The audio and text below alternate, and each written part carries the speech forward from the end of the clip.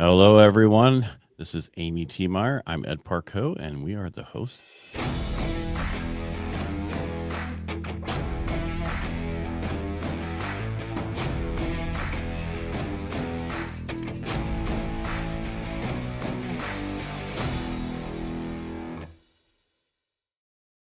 Well, that was pretty smooth today.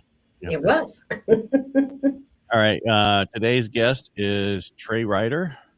Sounds like a cowboy from the early days. It does sound like a cowboy. Yeah. But we will bring him in. Westerns. And there he is. Let's get this so we can see everybody. How you doing, Trey? You're muted. I'm hitting all sorts of buttons down here. I'm doing awesome, other than trying to pull up a calendar and some other things that I clicked on before I hit the mic. So that's all right. You're just trying to get your day scheduled. That's all right. That's okay. All right. So we normally want to go through the process. We always have people start by, and I know Amy always asks this question, but since she made me run it today, I'm taking it. What service did you join? Why did you join that service? Or really, why did you pick it? Because we've had people say the reason I picked that service is because they bought me a steak dinner. So, there's no wrong answer. So I'm going to move this so that you're in the middle and you can tell us your story. So it was actually an interesting story. So I don't know how deep you want me to go in on this question. We have 30 minutes. So, a friend and I, there's a whole backstory to even us going into the military to begin with. And I thought of, doing like the Navy or the Marines, and I eventually picked the Army. We ended up going in on the Battle Buddy system. Okay.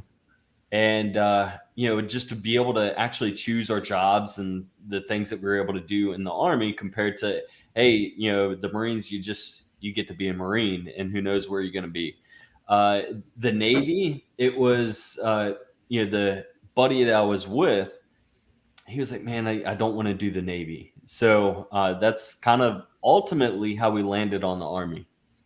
And that's okay, because that's a ship thing. Not many people want to go on a ship, and not many people get lucky like me who never got on a ship. So, wow, because see, I actually have Navy in the blood. Originally from Virginia Beach, big Navy town, obviously, and my grandfather was known as a Mustang. So maybe that's something you're familiar with. Mm-hmm. Eventually became. So I knew he was a cowboy. So he ended up making it all the way through to lieutenant commander before he ended up retiring. So definitely military within the family, but I ended up taking a different route. So then we always ask you, like, what you use today that you learned in the military. Oh, man. So one of the things that I enhanced was ultimately the goals, right? So I don't know about other branches, but within the Army, you had to have your 3 short-term and your 3 long-term goals. And that right now truly helps me. And, even to this day, I have a Forging Life Intention Setters group. That's the whole point, is to live intentionally. But in order to live intentionally, you need to know where you need to go. And so that really started that whole entire process. Okay. I want to go back a little bit. So how long were you in? So I did 14 years. Wow.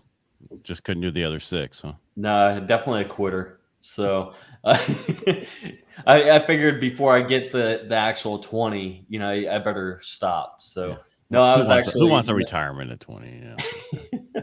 I was medically retired. Okay. So that's why I ended up out at 14. So was it from some of the, where'd you get stationed? Where'd you go? Was there, did you go to the sandbox, that kind of thing? Is that what happened? Yeah. So when I started, I actually enlisted in 2003. That's when I went through the whole entire process. When I actually got to my first duty station, and we ended up deploying to Iraq in 2003. So technically it was 2002 when I went through. Started in October of 2002 onwards. So right out of high school, that's when I joined. And from there, like I said, 2003, we went to Iraq and Fallujah and came back shortly after that. that was the time that they were actually doing the 6-month deployments. And then they were sitting there speaking about doing, I think it started out like 8 months, and then they were eventually went to the 1 year deployments. And I missed out on all of that. And I think I'm very fortunate in regards to that, because I came down on recruiting orders, and I was a specialist at the time. So I was DA selected to become a corporal and do the recruiting program. And I was kicking, begging, and pleading to go with my unit because they were spinning back up to go to Afghanistan. They said, no, once the big army has you, you got to go where they say. So, right after Iraq, that's what I started doing. I started processing and going to recruiting school, and went from there. So that was in Fort Bragg is where I was. And I was with the 27th Engineers at the time. And so you said you were medically discharged. What happened? Do you want to go into that at all? So obviously Bragg, home of the airborne, right? And so were you airborne? I was. Okay. And by the way, before you know, full disclosure, my son is airborne medic up in Alaska. Oh, that's awesome. I miss it. But at the end of the day, we sit here and we talk about, being a dirty leg. And, when you have that maroon beret on, man, it sends you, through the roof. Your head and shoulders are automatically back. You feel like you're taller. And, but the thing is, at the end of the day, everybody's a leg as soon as you hit the ground. So for those that don't know what I'm talking about, ultimately it's just somebody that's not airborne. So somebody who's not in the club is what you're saying. Exactly. Not in the cool guy club. So not an adrenaline junkie. Yeah. So Bragg and being airborne, for the medical aspect of it, when I got back from Iraq, we were going through, I ended up doing a German jump with the Germans, and got the German airborne wings. And then from there, the next jump that we had was actually to continue our hazard duty pay. And I noticed when I landed, it wasn't necessarily too hard of a landing, but I noticed that my hip was popping, and I did have some shooting pain down the leg. And ultimately that started the process. And, the big military was sitting there. They said, hey, go get the stuff checked out. And they were automatically saying they wanted to med board me out. I was like, man, my mindset was due 20 years from the get-go. And I said, look, I'm going on recruiting orders. I've already been picked up for this. It's a desk job, so hopefully my body can recuperate. So fortunately, they did allow me to go to do recruiting, and eventually 14 years. But other things ended up happening with my back, and my whole back is technically messed up now. So it's just a long slew of things that added into it. All right. Amy, question? So many questions, but so we asked you like what you use today from the military. What did you give up that you said once you got out, you're like, I'm never going to do that again? That's a great question. I would like to say that the family takes a backseat on a lot of things when you're in the military. And, I did tell myself that they wouldn't be part of the back burner. And I wanted to show up more, because one of the things and part of my story that I often talk about is the fact that I was not living intentionally as I was going through this med board process. I was in the victim mentality, and it was very hard. So one of the things that I was trying to do was to make sure that I was there for my family. And still to this day, I keep that on the forefront, but there are times that even right now that things have to be prioritized to where like I sit there and I do speak with my wife in regards to what's going on in business and things that are happening. So she understands about where my mindset is. So it's an intentional on our part to kind of work the way that we do. Hopefully that makes sense. So like I said, at the end of the day, it was about making sure that I was present for them, because I was not present. And a lot of the things, and I know a lot of people that may be listening to this, the fact is we're not always present. We can physically be present, but we may not mentally be present. And that took me a while to truly discover as well. So hopefully that answers that question. Yeah, I just have one more a little bit. Now, when you were medically discharged, right? Oh God, it's been one of these days. I was gone for all week, so I don't remember if I kind of got on this or not. But there was no transition for you. It was like you're out at this point, right? So you didn't plan for transitioning out, or did you? The transition was a long battle, to be honest with you. Doing 14 years, and then at the time, things were not being documented 100%, and I kept having them to resubmit paperwork. I want to say the transition was like a good 8 months. I can't remember exactly how long it was, but at the time, I was originally supposed to be out by the summer. And due to the paperwork screw up, we had to send it back, and they sent it back, and it was screwed up. And I had already moved my family at that time, because that by August, I think, is the latest they were talking about. And I didn't join my family for another like 2 or 3 months after that. So I definitely had a lot of time for transitioning. But I was definitely in limbo a lot, just waiting on, DC for that paperwork. Did you work with any services within through any programs to help you with things like resume writing or next steps, things like Yeah, that? definitely. So the Army does have a program where everybody goes through a transition period. You have all these classes, and I went through all of them, where, like you talked about, the resume writing, different things to look into, like LinkedIn. It was going to the career fairs where, you have all this stuff, and then you can be able to go meet up with companies.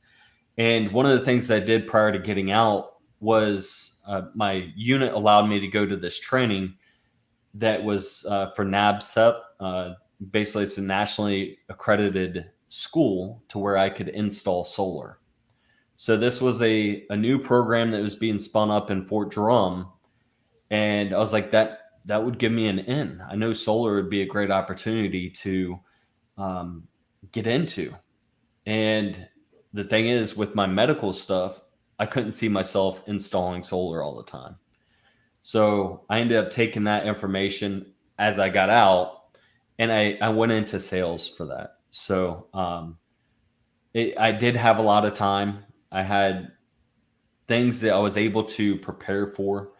And I don't feel that the military failed me and those that went through that portion as well, as long as they were able to actually go through that whole part. The moment you said solar, the whole thing, I was thinking, how did you do that with your back? I'm sorry. Yeah. I mean, it just, so what do you, all right. So I don't know your whole story. I try not to know everything about people when we're on here. So it's like a babe in the woods when everything's new to me. So I like to play certain games with Amy when I have people I know that have major issues and they drop it on here and her mouth is just wide open and she doesn't know what to say. But what do you do now and how did you get there? So what I actually do now is, I still work a 9-to-5 job. I work at the post office. So that's first and foremost. And the reason behind that, and the reason why I haven't dove into just my coaching and the events that we have and everything else that's currently underway, is because my wife, first and foremost, I have a wife and 5 kids now. And at the end of the day, it's about supporting them and their needs. So if I'm not doing that, if I don't have certain income, and that goes into the solar aspect, when I got out of the military, you can end up asking about that. But there was a huge 7 months of solar career where I bounced to 3 jobs because of the different companies. One got sold, didn't trust the leadership on the second one. By the third one, we were so flat broke because everything was on commission. And we weren't able to financially make it. We didn't know where our next meal was going to come from. And so that kind of breaking away from that to where I am and what I'm doing, that's the reason why I'm still with the post office, because we need that sense of security, that financial security, right? While these other things are coming in, I'm fortunate for what I do have now. We have this brand new house that was just built for us. Moved, right here, 5 minutes from the beach in North Carolina, and I'm able to be present for my kids when I'm not doing all these other things, which is huge.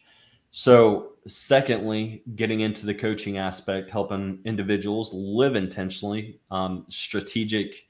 So basically, what I try to say is I'm a personal and professional strategic coach, helping people to realign and live a higher quality of life. Because I didn't live that life. And, from the military and the victimhood, victim mindset, um, now we have an event coming up in April. So there's a lot of things that are going on that some people might ask and wonder why I haven't pulled away from the 9 to 5 job. But that's why, is because I have to understand my wife's side of things, and I have to meet her goals and values as well to make sure that she feels safe and secure. So I totally get it. So I can keep talking. I just don't know how long. No, I we're should good. talk on stuff. No, just what I mean is it's very important to make sure that your family's taken care of first. Yeah. And my question was the coaching, the stuff you're doing, is that for veterans? Is that for anybody? What is it? Because that's where we're at. So definitely, I spend a lot of time with dadpreneurs, right? Because as I talked to you about, is I'm a father of 5, and one of the things I didn't do, and I'll tell some of this backstory.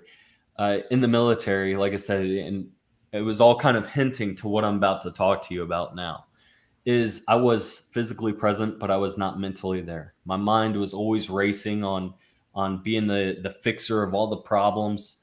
But the thing is, my home was broken, and I was concerned. I had no clue what I was going to do when I was going to get out. What type of pay. And at the time, we had 3 kids and had no clue where we were going to go, where we were going to land. And I wasn't showing up for my wife. I wasn't showing up for my kids. And I'd walk through the door, and the first thing my wife would love to do was, greet me. But then it felt at the time to me like she was dumping the kids off on me. Like, okay, here's the kids. But the thing that was hard to realize was the fact that she was with those kids all day long. She had no adult interaction. And she struggled as much as I did. And then when I came home, it's like, here's that next burden of things where I just want to disconnect. But I was disconnected with the family too. So that went on for a while. And I'm so thankful I talked about, the financial insecurity of the different solar companies. And that led me into Dave Ramsey's program to basically, we went into that for financial and learning all the financial aspects of things. And really, I needed to show up for her. And I would have lost her and my kids had I not started showing up. And the one thing that clicked in my mind is I was literally sitting in my white Chevy Tahoe at the time. I pulled into the driveway, and maybe some of you can actually relate to this, where maybe you don't quite want to go home because that home piece to you is not really clicking. Maybe it does give you a little bit more stress. And the important things you end up making not important. And when I pulled into the driveway, I was gripping the steering wheel and I sat there, and that's when it started dawning on me that I could lose my family, right? Because I'm not there. And I said, okay, what would the best husband do if he walked in that door? Because let's be real, if I'm not fulfilling my wife's needs, she's going to find somebody else that will. And during that time, I said, okay, my picture of a husband is going to walk through that door, greet his wife, give her a big hug and kiss, have the kids come running up to him. And guess what? My kids still run up to me to this day, and I still pick them up and give them, hugs and kisses. And it's great for me every time I walk through that door or walk into that door. But that was part of the picture, is the dad, or, in my eyes, me as a father, I would walk in that door and I'd scoop up the kids, hug them, kiss them, play with them, and make sure that I took some of that stress off my wife. And when I started picturing these things, then I said, okay, well, where am I at in regards to that? And I wasn't showing up. And that was my first aha moment, my realization that I needed to start changing. So that was one of my big issues. And from that time forward, once I started diving into the personal development, all these different things started coming basically together. Well, thank you for sharing that. I think that's super applicable to all of us when we reflect on our own behavior and show up better. So thank you for that. So let me think of another question. Or Ed, do you have a question? No, I thought you were taking over the show. So, Oh. So now that so what's your long-term goal? I mean, I want to go back to one thing because you said you hurt your back in the military, right? And so you're medically just medically from the discharge from the service, and you do get a little benefit from that, I assume, right? Not Correct. a lot, but a little bit, Right. Which helps a little bit, but not much. Right? Yeah. So all that back and forth with the paperwork, part of it was to make sure that I was medically retired, because I did not go 14 years to just, say, here you go, see you later. And that was one of the ways I wanted to make sure that my family was taken care of. So all of that, it was a battle worth fighting. It was, at the time, I talked to you a little bit about the finances, but prior to getting out, we weren't making payments on our mortgage. We ended up having to do a short sale on a house. And that's when, once that house was sold, I was able to move the family. And then after they were moved, well, guess what? Now I have a payment there, and I had to figure out where I could stay during this whole process. So where I thought that, I would be with them pretty quick, ended up hurting us quite bad. So at the end of the day, I don't know if you were going back to that question, but it's all about being financially secure, as well as living intentionally, the happiness and being the best that I can in all that I do. So it's not just about me, because if I make an impact on others, that's where my true happiness comes in. Is, Tony Robbins, if you're in personal development, you probably know of Tony Robbins. And that was one of the coaching programs that I did go through. And he has 6 core basically things that he talks about for individuals. It's called the 6 human needs. And one of them is contribution. If we're making a contribution, meaning to a community other than ourselves, that is something that starts filling you up. And that is part of why I do what I do. I get my sense of fulfillment from fulfilling other people. Gotcha. And even if you're not in development, you know who Tony Robbins is. He's kind of a big deal. He's a little bit. He's even been in movies. So what the heck? Right? It's crazy. I've met people that don't know who Tony Robbins is. So that's why I say that. Yeah, well, they've been living on a rock or under a rock or whatever for a while. Excuse me. Amy, did you have something? So along the issue with Amy today is her Wi-Fi is not real great. So it is not. So other than coaching, do you contribute in other ways? Like, are you volunteering in your kids' youth groups events, or any other ways in which you're filling that need? So currently, we don't have any major events going on right now. No, I think she was talking outside of what you do, like volunteer in other aspects, like for your kids' soccer team or the kids, that kind of stuff. So my oldest son, he started work when we moved down here to North Carolina, and we were staying in an Airbnb. He got a job at Chick-fil-A, which I'll be honest with you, Chick-fil-A and the values that they instill in the people that work there are just remarkable. So shout out to Chick-fil-A for that one. It wasn't very far from where we were staying in the Airbnb. Now, the flip side of this is where we live now, that's 30 minutes away. So when I get home, depending on schedules, interviews, discussions, one-on-one calls, it does depend on my schedule for that. But part of the way I love to be able to spend time and get to know my son more is those drives to and from his work. And like I said, it's 30 minutes there, 30 minutes back.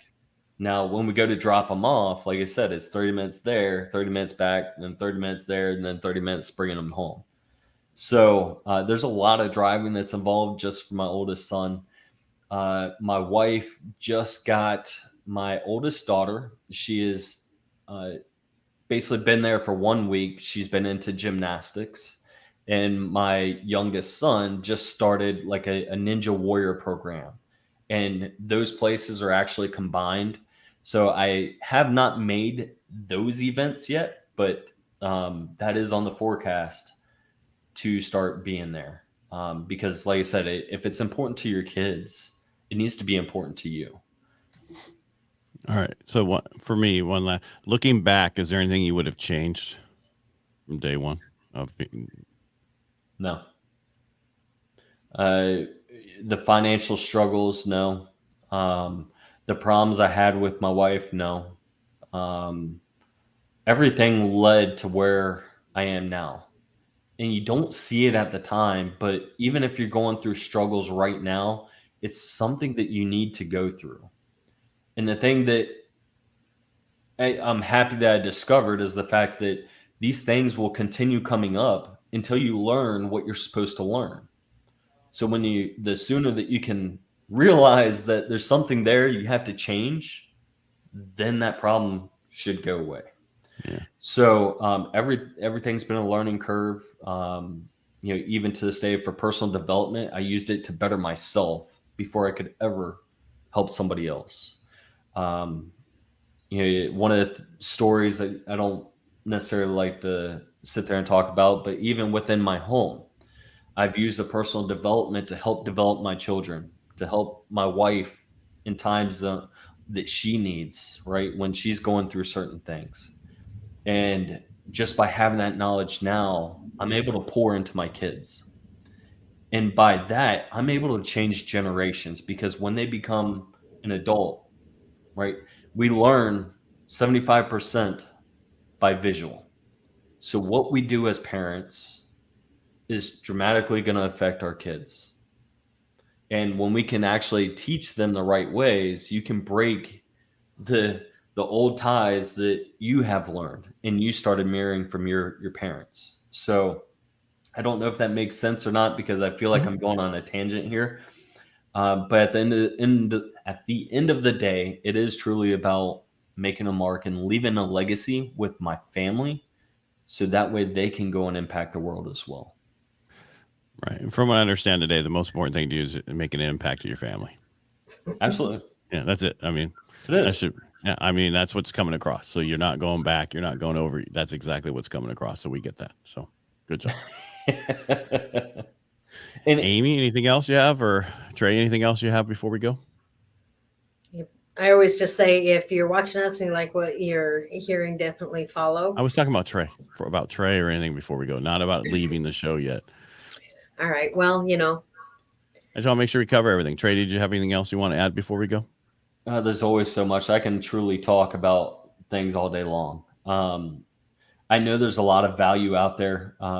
Everything from relationships, stuff that I've studied, everything, personal development, mindset, being proactive in your family's life, right? As Ed talked about, that's huge. That's so important. You don't realize how important a father's role is. And I don't have the statistics next to me, but it's something like 60% of homes without fathers, those kids end up having early problems with drinking, drugs, alcohol, and even prison. So just by a father not being there is a huge hit on those children. So I don't know if you want me to talk about some of the things that are coming up or anything else, or I can leave that out completely too. Well, if we got about a minute, you got anything left? Okay. So we have a challenge that's coming up. It's a 5-day challenge, right? So we're going to talk about business, relationships, health and wellness, holistic style lifestyle, and help people to kind of hone in on these areas. So if you're interested in this 5-day challenge, it's going to kick off at the beginning of March. Just go to forginglife.org/challenge. It'll be a 5-day challenge where I have the 5 speakers coming out for my event. In April, we have a 3-day immersive event, and where everybody's going to go through all of this to build their businesses. And one of the guys is Tony Robbins, Dean Graziosi's top 20 coaches. So he knows a thing or two about building businesses. So the free challenge, though, is going to be so freaking valuable. Head over to that website, and I hope to see people in there. All right. Trey, thanks for everything you shared today. I appreciate it. You Amy, guys do you want to say goodbye to all of us? Goodbye, everyone. Thank you for watching and listening to Helping the Brave. And I want to thank you. If you enjoy what we do here, please follow and share and let everybody else know what we're doing here. We're trying to make some changes. So again, thank you all for being here. And Trey, thank you again for being here, and especially you, Amy. Thank you, guys.